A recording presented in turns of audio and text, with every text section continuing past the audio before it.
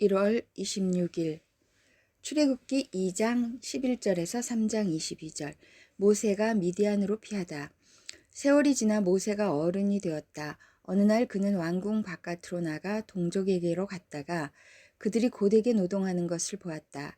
그때 그는 동족인 히브리 사람이 이집트 사람에게 매를 맞는 것을 보고 좌우를 살펴서 사람이 없는 것을 확인하고 그 이집트 사람을 쳐 죽여서 모래 속에 묻어버렸다. 이튿날 그가 다시 나가서 보니 히브리 사람 둘이 서로 싸우고 있었다. 그래서 그는 잘못한 사람에게 말하였다. 당신은 왜 동족을 때리오? 그러자 그 사람은 대들었다. 누가 당신을 우리의 지도자와 재판관으로 세웠단 말이오? 당신이 이집트 사람을 죽이더니 이제는 나도 죽일 작정이오? 모세는 이 일이 탄로난 것을 알고 두려워하였다. 바로가 이 일을 전하여 듣고 모세를 죽이려고 찾았다. 모세는 바로를 피하여 미디안 땅으로 도망쳐서 거기에서 머물렀다. 어느 날 그가 우물가에 앉아 있을 때이다. 미디안 제사장에게 7딸이 있었는데 그 딸들이 그리로 와서 물을 길어 구유에 부으며 아버지의 양떼에게 물을 먹이려고 하였다. 그런데 목자들이 나타나서 그들을 쫓아버렸다. 그래서 모세가 일어나서 그 딸들을 도와 양떼에게 물을 먹였다. 그들이 아버지 르우엘에게 돌아갔을 때 아버지가 그들에게 물었다. 너희가 오늘은 어떻게 이렇게 일찍 돌아왔느냐? 그들이 대답하였다. 어떤 이집트 사람이 목자들의 손에서 우리를 구하여 주고 우리를 도와서 물까지 길어 양떼에게 먹였습니다. 아버지가 딸들에게 말하였다. 그 사람이 어디에 있느냐? 그런 사람을 그대로 두고 오다니 어찌 그럴 수가 있느냐? 그를 불러다가 음식을 대접해라.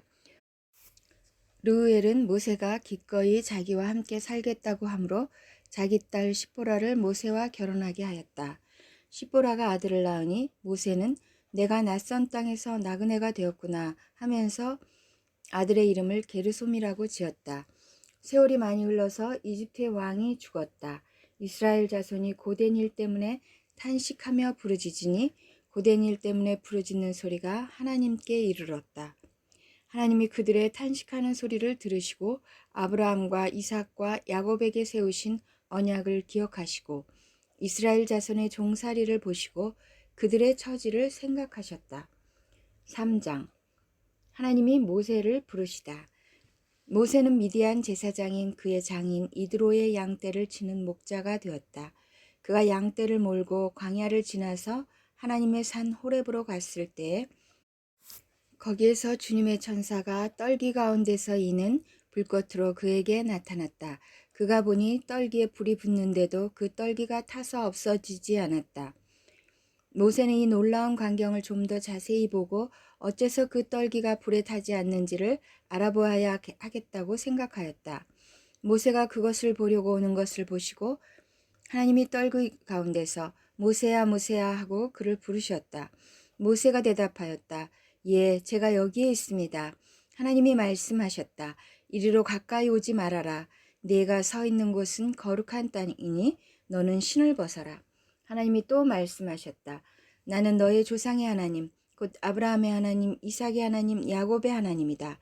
모세는 하나님을 뵙기가 두려워서 얼굴을 가렸다. 주님께서 다시 말씀하셨다. 나는 이집트에 있는 나의 백성이 고통받는 것을 똑똑히 보았고 또 억압 때문에 괴로워서 부르짖는 소리를 들었다. 그러므로 나는 그들의 고난을 분명히 안다. 이제 내가 내려가서 이집트 사람의 손아귀에서 그들을 구하여 이 땅으로부터 저 아름답고 넓은 땅, 젖과 꿀이 흐르는 땅, 곧 가나안 사람과 헷 사람과 아모리 사람과 브리스 사람과 히위 사람과 여부스 사람이 사는 곳으로 데려가려고 한다. 지금도 이스라엘 자손이 부르짖는 소리가 나에게 들린다. 이집트 사람들이 그들을 학대하는 것도 보인다. 이제 나는 너를 바로에게 보내어 나의 백성 이스라엘 자손을 이집트에서 이끌어내게 하겠다. 모세가 하나님께 아뢰었다. 제가 무엇이라고 감히 바로에게 가서 이스라엘 자손을 이집트에서 이끌어내겠습니까? 하나님이 대답하셨다. 내가 너와 함께 있겠다. 내가 이 백성을 이집트에서 이끌어낸 다음에 너희가 이 산 위에서 하나님을 예배하게 될 때 그것이 바로 내가 너를 보냈다는 징표가 될 것이다. 모세가 하나님께 아뢰었다. 제가 이스라엘 자손에게 가서 너희 조상의 하나님께서 나를 너희에게 보내셨다 하고 말하면 그들이 저에게 그의 이름이 무엇이냐 하고 물을 터인데 제가 그들에게 무엇이라고 대답해야 합니까? 하나님이 모세에게 대답하셨다. 나는 곧 나다. 너는 이스라엘 자손에게 이르기를 나라고 하는 분이 너를 그들에게 보냈다고 하여라. 하나님이 다시 모세에게 말씀하셨다. 너는 이스라엘 자손에게 이르기를 여호와 너희 조상의 하나님 곧 아브라함의 하나님 이삭의 하나님 야곱의 하나님이 나를 너희에게 보내셨다 하여라. 이것이 영원한 나의 이름이며 이것이 바로 너희가 대대로 기억할 나의 이름이다.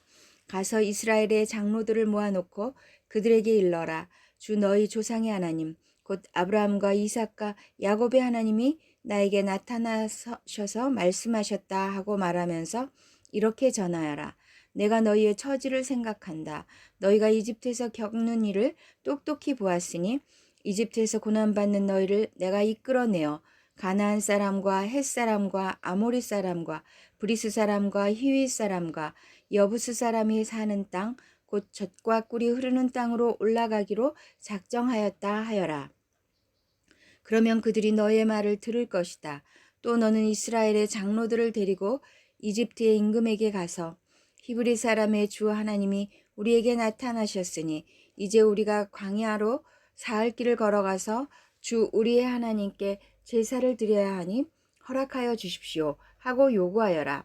그러나 내가 이집트의 왕을 강한 손으로 치지 않는 동안에는 그가 너희를 내보내지 않을 것이라는 것을 나는 안다. 그러므로 나는 손수 온갖 이적으로 이집트를 치겠다. 그렇게 한 다음에야 그가 너희를 내보낼 것이다. 나는 이집트 사람이 나의 백성에게 은혜를 베풀게 하여 너희가 떠날 때 빈손으로 떠나지 않게 하겠다. 여인들은 각각 이웃에 살거나 자기 집에 함께 사는 이집트 여인들에게서 은부치와 금부치와 의복을 달라고 하여 그것으로 너희 아들 딸들을 치장하여라. 너희는 이렇게 이집트 사람의 물건을 빼앗아 가지고 떠날 것이다. 마태복음 17장 10절에서 27절. 제자들이 예수께 물었다. 그런데 율법 학자들은 어찌하여 엘리야가 먼저 와야 한다고 합니까? 예수께서 대답하셨다. 확실히 엘리야가 와서 모든 것을 회복시킬 것이다. 내가 너희에게 말한다. 엘리야는 이미 왔다. 그러나 사람들이 그를 알지 못하고 그를 함부로 대하였다. 인자도 이와 같이 그들에게 고난을 받을 것이다. 그제서야 비로소 제자들은 예수께서 세례자 요한을 두고 하신 말씀인 줄을 깨달았다. 귀신 들린 아이를 고치시다. 그들이 무리에게 오니 한 사람이 예수께 다가와서 무릎을 꿇고 말하였다. 주님, 내 아들을 불쌍히 여겨주십시오. 간질병으로 몹시 고통받고 있습니다. 자주 불 속에 빠지기도 하고 물 속에 빠지기도 합니다. 그래서 아이를 선생님의 제자들에게 데리고 왔으나 그들은 고치지 못하였습니다. 예수께서 말씀하셨다. 아, 믿음이 없고 삐뚤어진 세대여. 내가 언제까지 너희와 같이 있어야 하겠느냐? 내가 언제까지 너희에게 참아야 하겠느냐? 아이를 내게 데려오너라. 그리고 예수께서 귀신을 꾸짖으셨다. 그러자 귀신이 아이에게서 나가고 아이는 그 순간에 나았다. 그때 제자들이 따로 예수께 다가가서 물었다. 우리는 어찌하여 귀신을 쫓아내지 못했습니까? 예수께서 그들에게 대답하셨다. 너희의 믿음이 적기 때문이다. 내가 진정으로 너에게 말한다. 너희에게 겨자씨 하나일 만한 믿음이라도 있으면 이 산더러 여기에서 저기로 옮겨가라 하면 그대로 될 것이요. 너희가 못할 일이 없을 것이다. 죽음과 부활을 다시 예언하시다. 제자들이 갈릴리에 모여 있을 때 예수께서 그들에게 말씀하셨다. 인자가 곧 사람들의 손에 넘어갈 것이다. 사람들은 그를 죽일 것이다. 그런데 그는 사흘째 되는 날에 살아날 것이다. 그렇게 말씀하시니 그들은 몹시 슬퍼하였다. 성전세를 내시다. 그들이 가버나움에 이르렀을 때 성전세를 거두어 드리는 사람들이 베드로에게 다가와서 물었다. 여러분의 선생은 성전세를 바치지 않습니까? 베드로가 대답하였다. 바칩니다. 베드로가 집에 들어가니 예수께서 먼저 말씀을 꺼내셨다. 시몬아, 네 생각은 어떠냐?